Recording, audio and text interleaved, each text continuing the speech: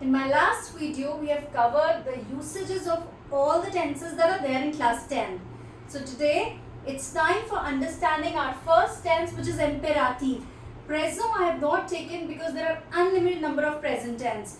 So you can just go through my previous videos and understand how you can conjugate present tense. And if you have any doubt, put the verb below and I'm going to conjugate it for you. So let's get started with imperative, okay? What is imperative? It is a kind of present tense only. It is not present tense, but it's a kind of present tense. I hope that you are sitting down with your notebook so that you can pen down all the notes that I am writing for you. It's a kind of present tense. We use it for giving orders and suggestions. Can you observe? I'm going to speak few sentences and just observe how I'm using these sentences, okay? First, close the door. Sit down. Go to sleep. Can you observe the formation of these sentences? In all these sentences, the sentence is starting with a verb. Excellent. The sentence is starting with a verb. So, we are basically using this tense, these sentences to give order, and they're starting with a verb. So, imperative is used with 3 subject pronouns. Present tense is used with 8. Imperative is used with 3. 3 subject pronouns. Tu. It has to be in the order. Tu, nu and vu. Next, very important thing. Do not write the subject pronoun. Do not write the subject pronoun. This thing set apart this tense, because if I write the subject pronoun, it automatically becomes present tense, and I am not writing, so it becomes imperative.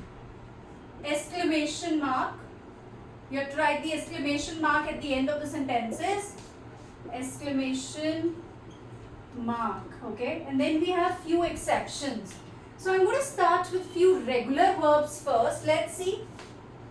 If I take finir,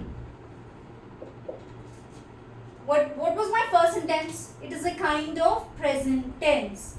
So the conjugation will be exactly like present tense, but with how many subject pronouns?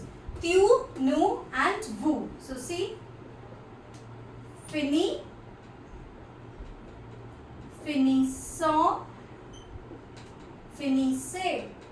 The conjugation is not different. It is exactly like present tense. It is coming from present tense, but do not write the subject pronouns and write the conjugation with 3 subject pronouns. We'll do one more verb so that you get more clarity. Prendre. So with tu, prends, prenons and prenez. Can you see? Again I have written it with present tense. But now there are few exceptions in this category, so I'm going to cover all the exceptions for you. Être. When you write the imperative of être, what is the imperative? Sois,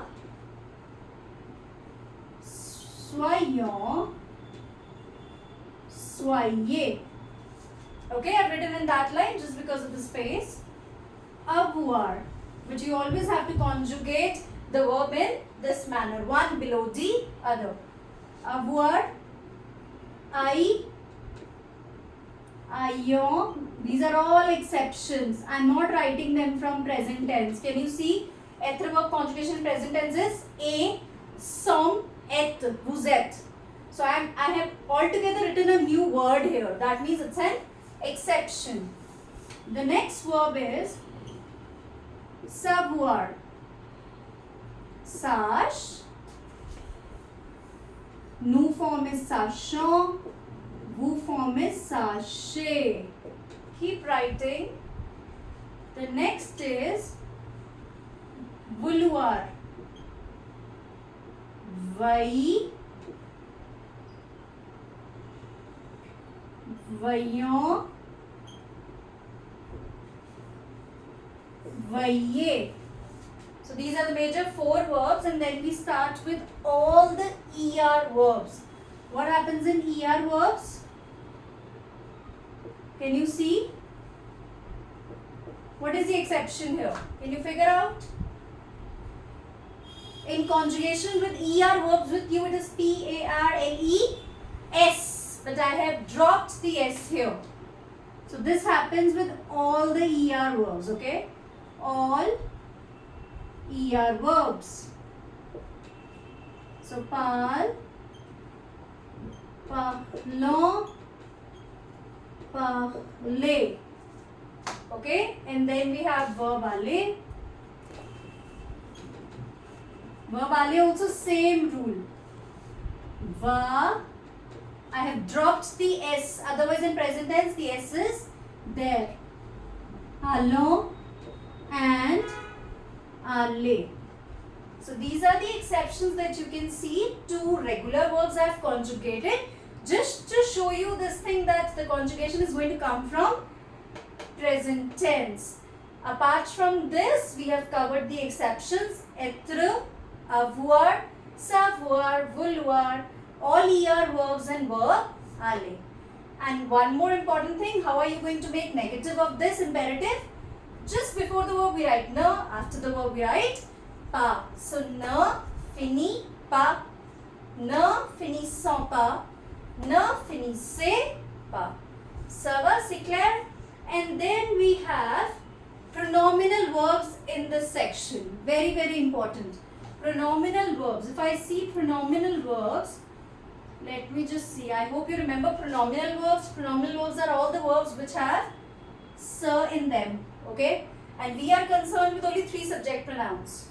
We are not concerned with all of them. We are concerned with 3 subject pronouns. So what happens in pronominal verbs?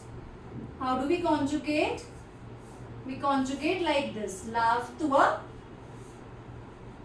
lavons-nous, lavez-vous.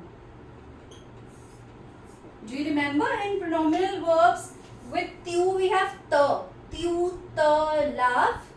But te becomes toi. Te becomes toi. And it has to come to right side. All of them are written on the right side. Nous, nous lavons. So first nous I have cut, and nous lavons will become lavons nous. Lavons nous. And the next one will be vous, vous lavez will become, first vous will cut because it's a subject pronoun. Lavez-vous. Okay? And then how are you going to make negative of these verbs? If I take the same verb, how will you make negative? In negative, we don't put them on the right side. I'm taking the same verb. It will be ne, te, lave, pas. Ne. This is how they are placed in present tense also. Nous, nous lavons, no? But I'm taking it in negative. Just to show you how are you going to conjugate pronominal verbs, imperative, negative. Ne vous lavez pas. So we've got this covered in today's video. We've taken regular verbs along with all the exceptions that are there in imperative with pronominal verbs. Pronominal verbs positive, pronominal verb negative. If you have any doubt, put it down in the comment section and I will be more than happy to help. Au revoir.